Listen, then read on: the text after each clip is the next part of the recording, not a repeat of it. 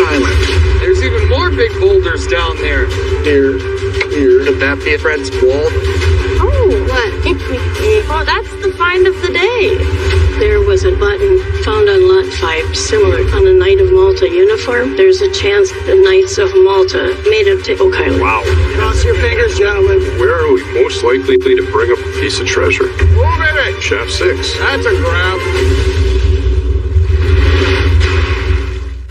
Tonight, on the Curse of Oak Island. There's even more big boulders down there. Here. Could that be Fred's wall? Oh, what? Well, that's the find of the day. There was a button found on Lot 5, similar on a Knight of Malta uniform. There's a chance the Knights of Malta made it to Oak Island. Wow. Cross your fingers, gentlemen. Where are we most likely to bring up a piece of treasure? Move it! Shaft 6. That's a grab.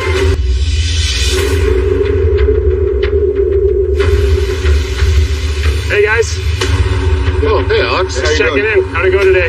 Oh, it's going really good. A chilly fall morning has begun on Oak Island for brothers Rick and Marty Lagina and their team. It's quite different than the last two holes. We're just coming off it on a bit of an angle.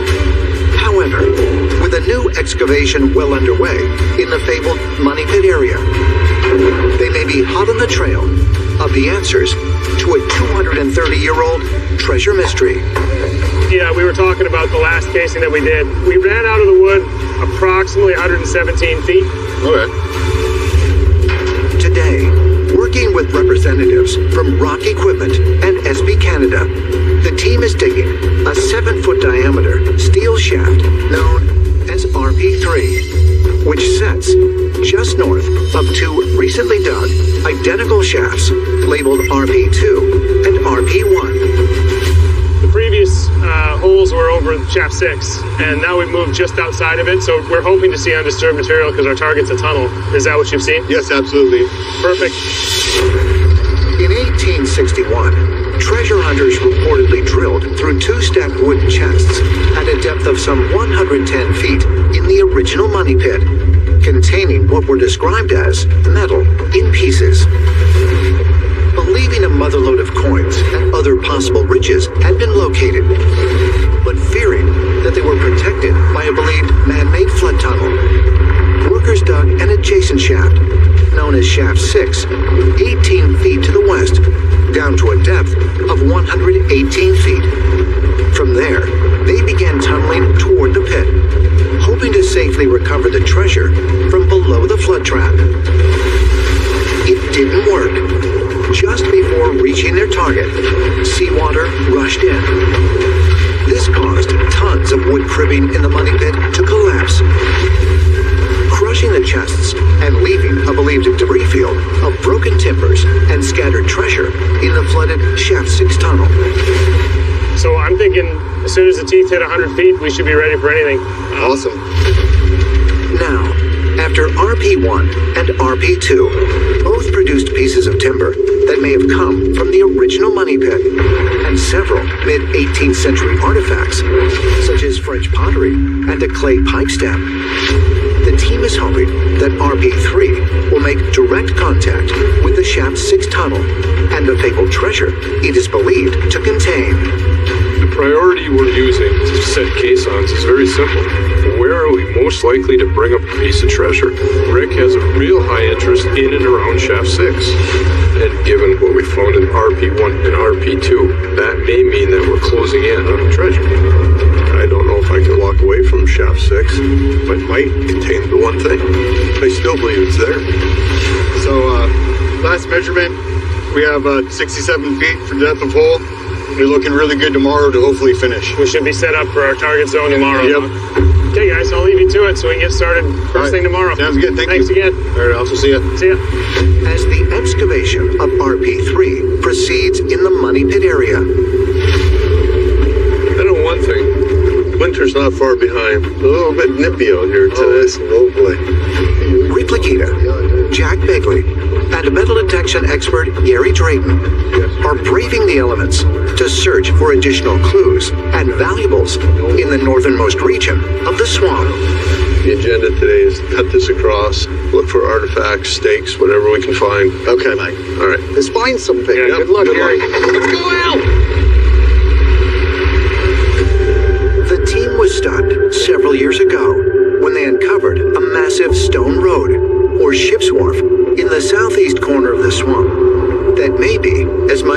500 years old, as well as a vast paved feature near its center that has been dated to as early as 1200 AD. But this year, they have uncovered numerous sections of a cobblestone pathway that was lined with wooden survey stakes, and which led them to an empty brick and slate vault-like structure in the northern region. All of these finds have given support to the theory of the late Oak Island landowner Fred Nolan, who believed that the swamp was created long ago to hide numerous caches of buried valuables. Now, after already finding more evidence of the pathway in the northernmost region of the bog, they are hoping to prove that Fred was right and uncover additional vaults that still contain hidden riches. That looks like sea horizon, but then there's the organic layer underneath. Almost like it's been dug before. Wanna come over, Gar? On my way. We need to pay attention to the soils. Is it in situ, i.e. undisturbed, or has it been disturbed? We may have found evidence of human activity, that something was done to hide something for a lengthy period of time. Someone's been digging in this area. There's a mixture of materials. Yeah.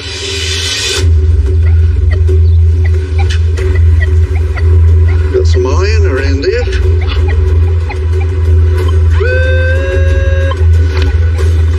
Best guesstimate is just in there. Wow. Oh, that's some tough digging, isn't it? That is right there. Wood. So it's a piece of wood. More than likely. Ooh, look at that! If you're looking for a wolf bin, that looks like a wolf bin. Oh, man. Look at that. That's magnificent. Evidence of a wooden structure and possible wharf pin? Oh, yeah. Has the team found evidence of a second ship's wharf, located some 4 feet deep in the northern region of the swamp? If so, was it connected to the cobblestone pathway? And perhaps a buried vault like the one uncovered earlier this year, just several yards to the south. Take a little more because we're still in the organic. No reason not to do another pull across there. Got a good signal there, Rick and Jack. I'll try pinpointing it first. Oh, look at that. Oh, brilliant. That is the real McCoy. Yeah, this is an oldie. 1700s or older. What makes you think that's old? Number one, the weight, and the fact that you can see the striations going down it.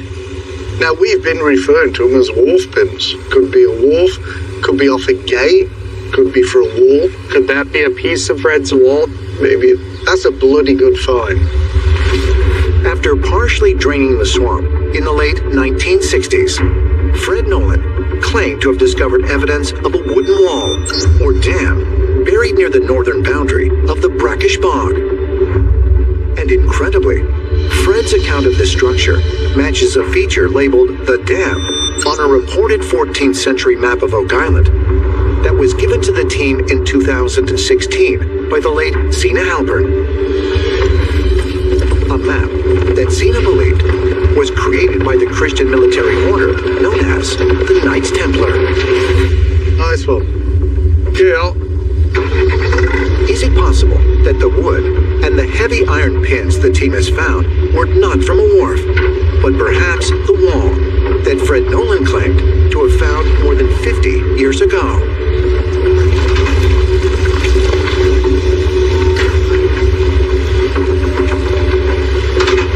Wait, what's that? That's awesome. Coming up, Everything that the Templars had went to the Knights of Malta. Just the Templars had something to do with this. The Knights of Malta knew about it. That's quite remarkable. There's a board or a log. The dimension of that is roughly what Fred described. It could be evidence that we're getting close to finding the wall. Could be. You want it out of there? Yeah, we might as well take it off. We'll take a look at it. while investigating the northernmost region of the Oak Island Swamp, Rick Lagina and other members of the team have just unearthed a large, potentially man-made timber. That's roughly what he described, 10, 12 inches wide. A timber that may be part of a wall or dam that the late treasure hunter Fred Nolan believed was built long ago in order to artificially create the swamp. You think that might be a piece of the wall? I don't know. Clean it up a little, Al, and we'll take a look. All right. Based upon everything that we've found in our excavations in the northern part of the swamp, it keeps leading to more and more strange work. Is that a really big rock down there? It's a big rock. It makes me think more and more that there is a wall and that somebody dammed off to make sure that they formed into a swamp to hide the work that had been done. Maybe this could be a clue. Oh, wow. There's even more big boulders down there. Something tells me all these boulders were put in place, and not by Mother Nature. There was the piece of timber. And now to find 3 boulders in a line, it does appear as though these boulders were placed in a way that would be reflective of purpose, some sort of intent. There's lots of wood here. Oh yeah, a bunch of wood. I think we found something, Rick. Hopefully. Yeah, because we have one right here that ties these 2 together. So there's one here, here, here, here, here, here, here, here, here. So it's just kind of like a wall. Mm-hmm. It's a clue. Yep. A wall of boulders? Could it be connected to the evidence of a man-made dam that Fred Nolan reportedly uncovered in this area of the swamp back in the late 1960s? It's still not making too much sense yet. Not yet. And if so, was it built to conceal numerous caches of treasure, as Fred also believed? The swamp was heavily manipulated in all kinds of ways. Roads, paths, ramps, paved areas, stone roads. The next big domino to fall would certainly be if there is a wall associated with that manipulation on the north end of the bog. We're hoping that if Tom's father was correct and there is a wall, this could lead to answers to the mystery. Makes me feel like we're hot on the trail of this wall. Right. Anyway, maybe we'll find out. Okay, Al, we'll keep going. All right. Later that afternoon, Yeah, keep going. as the excavation of RP3 continues in the Money Pit area, Research is an important component of trying to find the treasure, solve the mystery. Rick and Marty Lagina meet with members of the team in the Oak Island Museum to hear a report from Judy Rudebush, who is also the research partner of the late Sina Halpern. And Judy has taken upon herself to look into John Edwards' books. Contained within those books are encryptions and codes which we believe tie directly back to the island. It's the most fascinating thing I've ever worked with. So we started to do a deep dive in the books. The clues all seem to point directly to Oak Island. 6 weeks ago, researcher John Edwards, along with author and 32nd degree Freemason Scott Clark, shared excerpts from a series of 5 18th and 19th century books, which they believed contained Masonic clues linking the medieval order of the Knights Templar and a related group known as the Knights of Malta to the Oak Island mystery. Curiously, one of the books featured a hand-drawn map of Oak Island and depicted a square structure in the northern region of the swamp that was eerily similar to the brick and slate vault that the team discovered earlier this year. We definitely believe that the books show it is a multi-generational endeavor linking biblical treasures to Oak Island. Judy, it's all yours.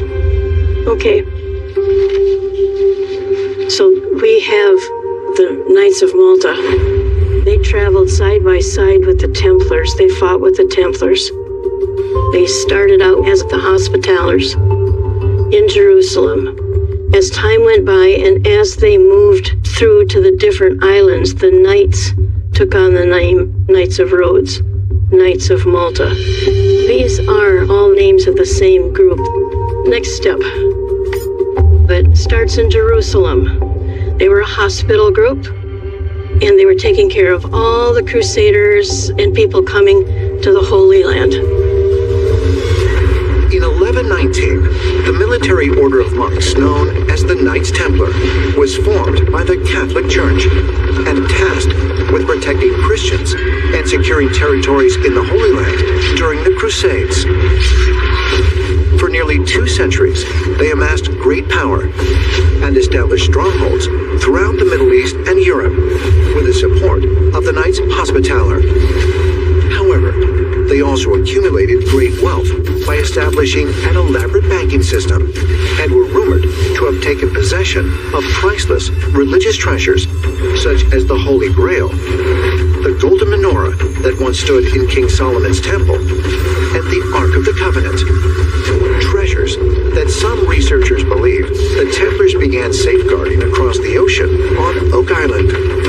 But in 1307, the Templars were suddenly persecuted by the Pope and the King of France on controversial charges of heresy.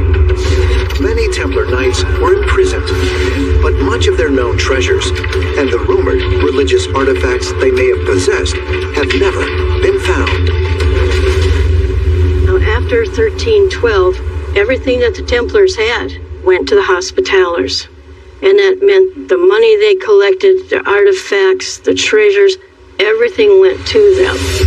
They would have carried along the same secrets, the same knowledge. And they started moving. So they go from Cyprus, and then they go to Rhodes. And then they go to Malta in the 1550s. But while they're on Malta, what are they doing? They are digging fortifications in the underground. They're making tunnels. They got caves. They're going into the limestone.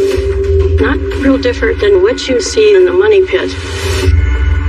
They knew how to dig in that soil. So you got to keep thinking in your head that they maybe came over here and they could have been depositors too. That'd be fantastic. Yeah. Coming up, Oh, what'd you have? That's nice. What? No way. Seriously?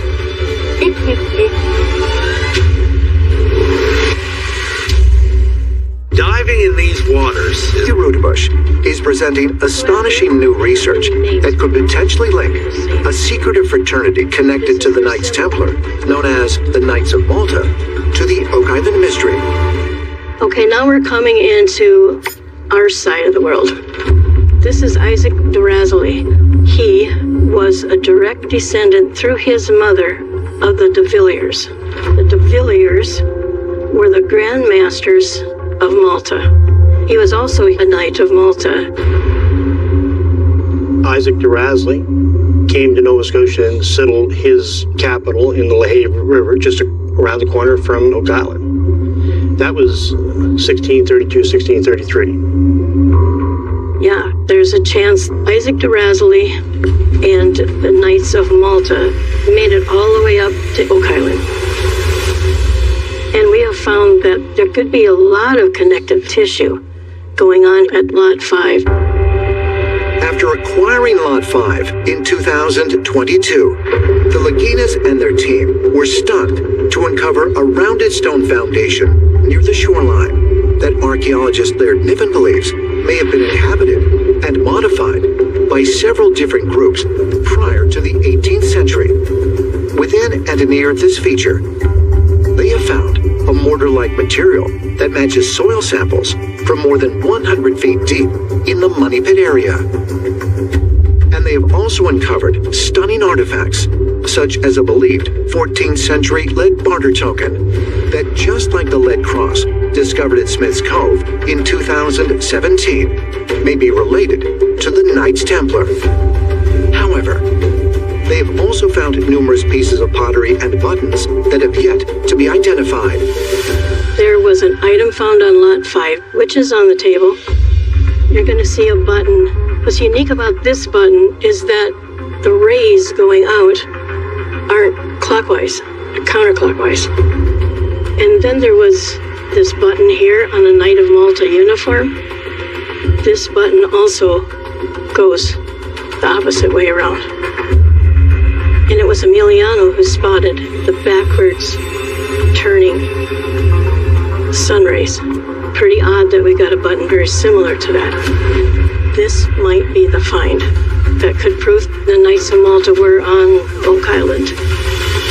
That's quite remarkable. Yeah. Look, Judy is the first person that's come up with anything resembling that starburst button. This first I've seen anything that looks like it. Yeah.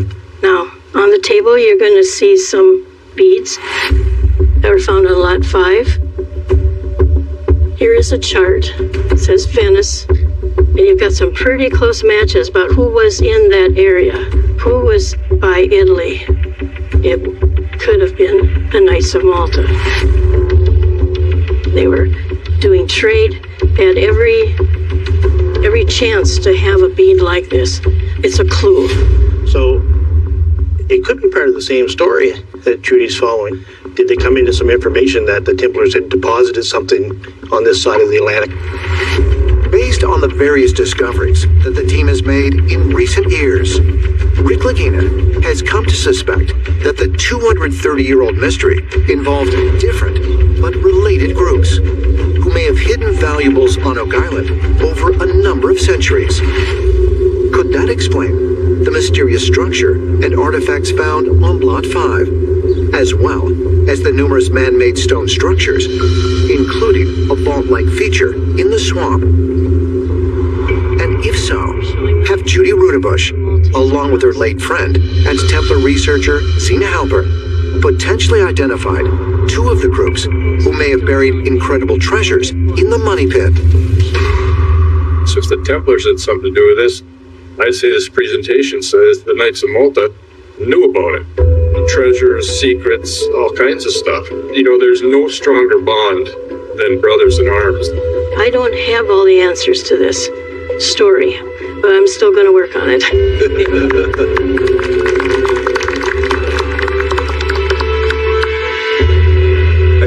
I've always believed that things were done on the island regarding this mystery incrementally, and you've shown how incrementally the Knights of Malta evolved in terms of their presence, in terms of their efforts, in terms of their travels, and where their influences led them. There could be lots of information in Malta. I think we should consider having a look. I would agree. It's going to take a lot of homework to validate a trip, and we need to wrap our heads around it collectively. So let's get after it. All right, good deal. The following morning, You've gone out. as the investigation in the northern region of the swamp continues, Take another chunk out of there. Hey, Adam. Hi, guys. How's it going? Good. We're about 90 feet, 92 feet on the deck. Yep. and the excavation of RP3 proceeds in the Money Pit area. On Lot 5, located on the western side of the island. Are you finding anything good, Ethan? Yeah, I found some blue bottle glass. Moya McDonald, Ethan Green, and other members of the archaeology team are continuing their investigation of the round feature near the shoreline. We found blue bottle glass just in test pit 28 over there. So Okay, that's great. It might mend together. That'd be pretty cool. that would be awesome. But we're just Decent starting. finds, yeah. Yeah. Hopefully we'll find some more or something different. Yeah, let's do it. All of the archaeologists who've worked on Lot 5 have said that the bulk of the artifacts they're finding could support multiple occupations here.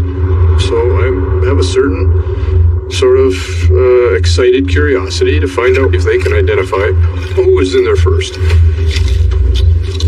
Oh. What? No way. Coming up, What is that? No idea what it is. Between this and whatever that bigger boulders is there, it seems like something went on here. near the shoreline on Lot 5. Archaeologist Moya McDonald has just made a potentially important discovery. Is it pink like that one or pinky brown? Really? Broken in half, though. It's so little. Hey, where was the other one? The other one was over there. Yeah. There you go, Helen. Oh my god, they're strung out all over the place. Look at that. Oh, it's tiny. It's tiny. Wow. So that's two now.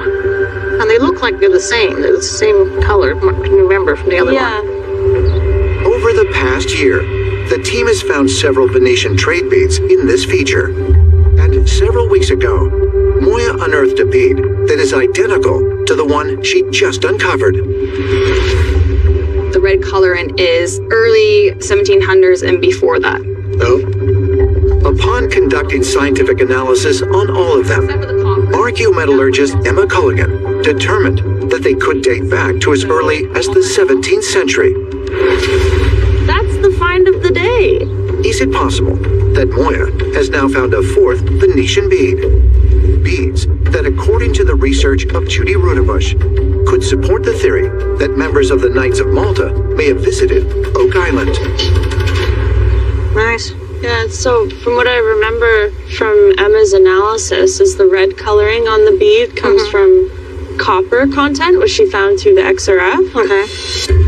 Very good. Excellent eyes. Wow. Thanks, Helen. It's twice now. Yeah. She's done it. And that one's smaller because it's half of one. It's half of one. Okay, we're down onto the bead layer. Bead layer. As the archaeology team continues to search for clues on Lot 5. Another big boulder right alongside, Rick. Really? Yeah. That's a pretty straight line. Same elevations, too. Yeah. Rick Lagina is joined in the northern region of the swamp by fellow Oak Island landowner and son of Fred Nolan, Tom Nolan. Maybe the wall's over here. Obviously, if this is where the work took place, this is where you're gonna put your wall. Yeah. Al, can you take another scoop there? Sort of in between those two rocks? Yeah, just take. They are eager to uncover more of the possible man-made feature of boulders and determine if it could be part of the believed wall that Fred reportedly found more than a half-century ago. Somebody did a tremendous amount of work in this swamp, and there's more swamp we haven't taken apart yet. It's very interesting because it leaves a big question of who did this work. There's something here. Oh, I see it. Yeah, it looks like a bit of a log, unless it went through the rock. It's right here. Just kind of pinned against the rock. Seems to be cut there. Yeah, oh yeah, that's cut right there. For sure. Axe cut too, that's no chainsaw. We should save that, because if we reveal this, and this looks like something, yeah, then that would be a perfect test subject because it's in the structure. Yeah, let's set it aside and just see where this is going. Yeah. I'll scrape the top off it. Okay. The bog has some story to tell. Fred spent a lot of his time trying to uncover secrets in the bog, and I firmly believe that when Fred volunteered this information about a wall in the north end of the bog, I believe it, and I hope that we find that wall. Looks to me like we've got an alignment here. Yeah. And I'd like to find another one alongside this, but between this and whatever that bigger boulders is there, it seems like something went on here. What is that? Is that to keep that from intruding on a workspace? Yeah. Or this is to prevent water from coming in till the wall is built, and then you can control the water in and out. Yeah. But it's all speculation until you find the wall. Yeah. I still believe there's a wooden wall in here somewhere. Yeah. Maybe there's a tie-in somehow. Yeah, definitely. Coming up. Okay, here we go. They're kind of spiking up on you. Yeah. See that? Oh, baby! That's a grab. Holy God, man. Never seen that before. Water from coming in till the wall is built, and then you can control the water. Maybe there's a tie-in somehow. Yeah, definitely. In the northern region of the Oak Island Swamp, Rick Lagina and Tom Nolan are working to uncover a potentially man-made feature of boulders. Has anything changed? Are you seeing something here, Gary? The question is, could it be part of the wall or dam that Tom's father, Fred Nolan, believed he discovered back in the late 1960s?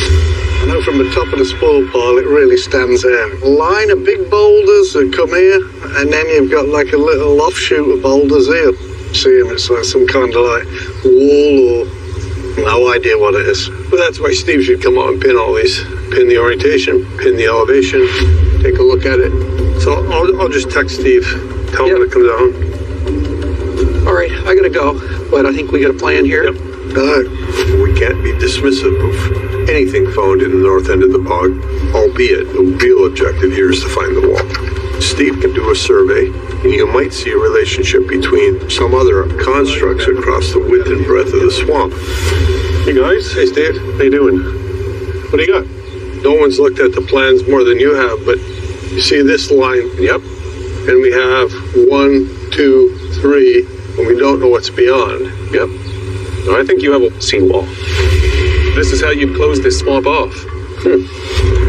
Built to shelter the coastline from ocean waves, tides, and storms, seawalls are often constructed out of boulders, concrete, or wood to protect man-made structures such as wharfs or docks. You guys have done a great job of uncovering it. If Steve is correct that this feature is a kind of seawall or dam, could it be part of the so-called wall that Fred Nolan discovered? It wouldn't take long with a bunch of boulders this size to build up enough material to block this off, to build a swamp. And if it was indeed used as a dam to create the swamp, could it also be the same feature on the believed 14th century Templar map that Zena Halpern shared with the team back in 2016? I wish I knew if there was a relationship between these boulders and the wall. It's possible. The one thing that came to mind when Fred first spoke of this wall was the reference to Zena's map and the reference to La Barrage, which is a dam or a barrier. It would be wonderful to prove that. To me, it speaks to the fact that Fred saw something there and it affirms that the map is legitimate. I think you have to plot all of them together and see if it makes sense. I will. It's just a very unique alignment, right? Mm-hmm. It would be hard to say it's a nothing. Oh, this is a something. If this really is some sort of seawall, between all of us, we can figure out what this may or may not mean. Okay, sounds good. Thanks, Rick. Thank you. Cross our fingers. Right? Later that afternoon. Afternoon, guys. How deep are we, man? We're about 110 with the dig. Okey-doke. We're right there. Yeah. Rick and Marty return to the Money Pit area as the RP-3 shaft approaches its target depth of 118 feet and a tunnel that may contain a vast cache of untold valuables. Hit any wood? I feel like I may be hitting it right now. The pressure spiked up a bit. I was about 120. Now it's going to go 140-ish. So I think I'm just right at the top of the wood right now. All right, well, let's get over to the table, Rick, see what's going on. Some of this stuff. It's exciting time, so. Stakes are high. We're about to get into the tunnel that led from Shaft 6 to the Money Pit, where the collapse occurred. And we're about to dig into that very zone. You getting close, yeah? I'm getting impatient. Let's see some coinage. Yeah. The bar has been raised significantly due to everyone's efforts. And now it's, where is the treasure? Where is the treasure? Anything short of something irrefutable will be a little difficult to take, to be honest. Some evidence that there once was something. Okay, here we go. Kind of spiking up on you. Look at that. Oh, baby. Oh, yeah, man. That's the most wood that we've pulled out so far, just like that. Never seen that before. That's a grab. The Money Pit area, an intense and potentially historic situation, is unfolding for brothers Rick and Marty Lagina and the Oak Island team. You guys got it? Yeah. Yeah, it's got some weight to it. Yeah. At a depth of some 115 feet in the RP3 shaft. Put it right here. They are now recovering evidence of what they believe could be the Shaft 6 tunnel. Look at that. That's all wood, isn't it? Yeah. But the burning question now is, will they also recover the treasure that legend claims the tunnel contains? It's a lot of wood. Coming close to the bottom of the tunnel. Yeah. Hey guys, Hey, Adam. what do you got there, Adam? 116 feet on the nose on the dig. 116 for the dig. Yeah. That makes sense. We think 118. Yep. You got 2 more feet of hope. All right, that's the bottom. That's where everything would be. We're getting close to the tunnel floor on RP3. It's a 3 and 2 count. The pitcher's gonna pitch the ball, and you're either gonna hit it out of the park or you're gonna strike out. I hope it's not a strikeout. This should be the scoop right here.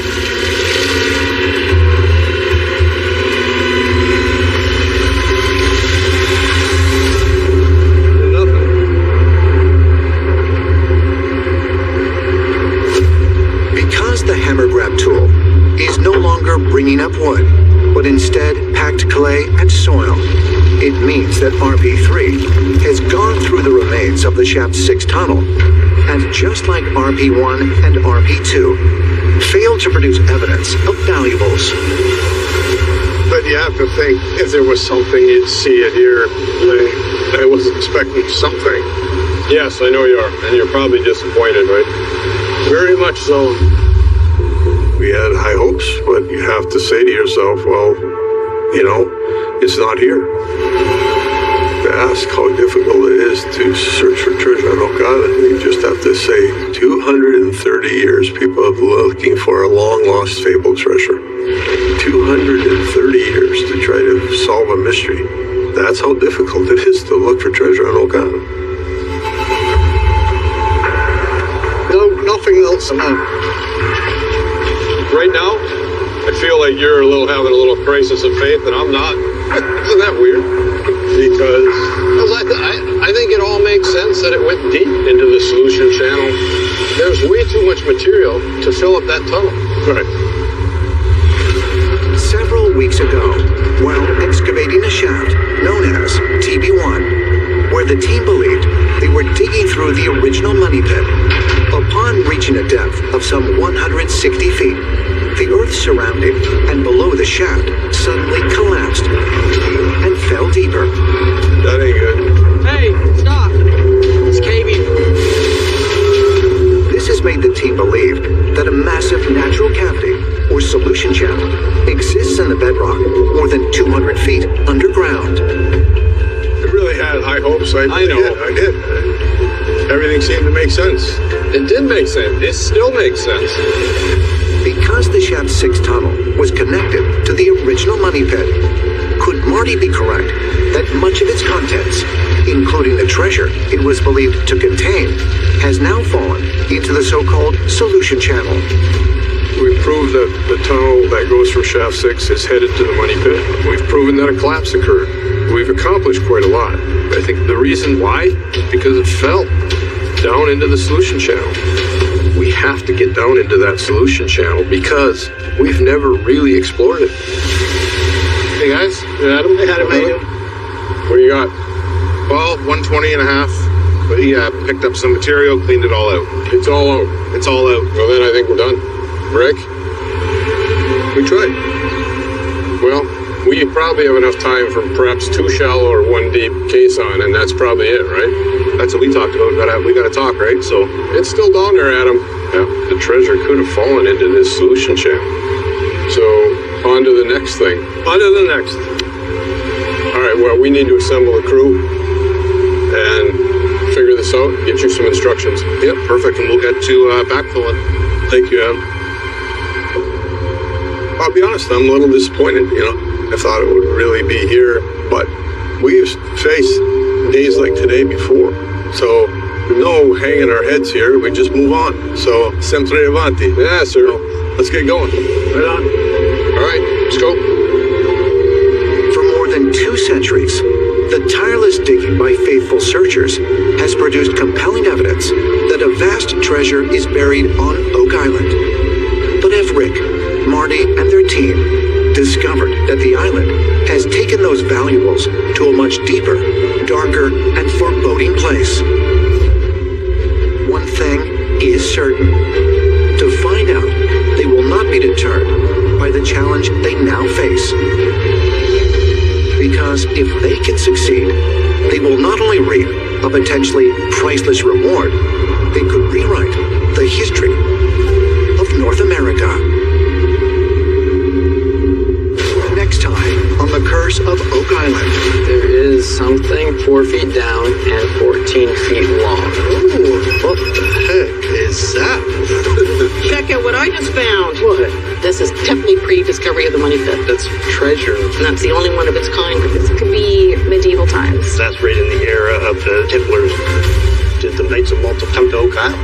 We could get an answer if we go to Malta. Then let's go.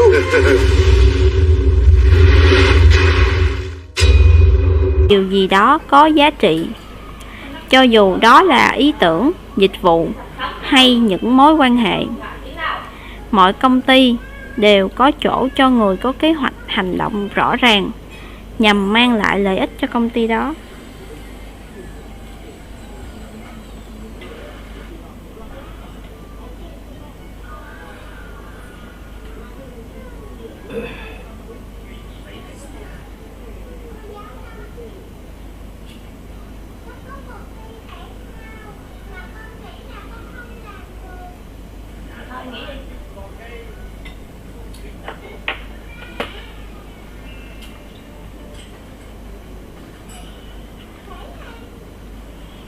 Quy trình này có thể mất thêm vài ngày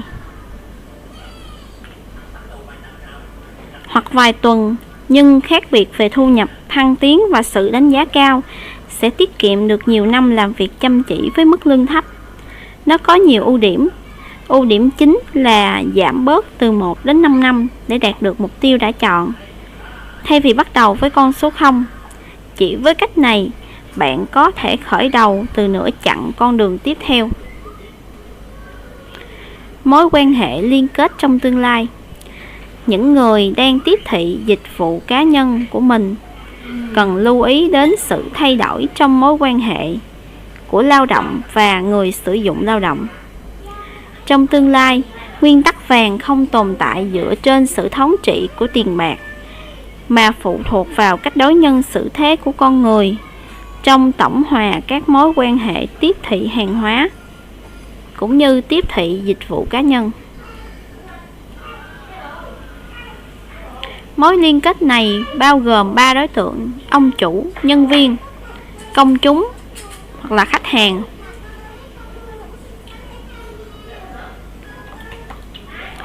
Sự phát triển của mối quan hệ kiểu mới này là do người lao động và người sử dụng lao động đã đạt thành hiệp nghị như đối tác, là sự trao đổi ngang giá chứ không tồn tại trên sự bóc lột như xã hội trước kia. Khi người lao động mang đến lợi ích tương xứng,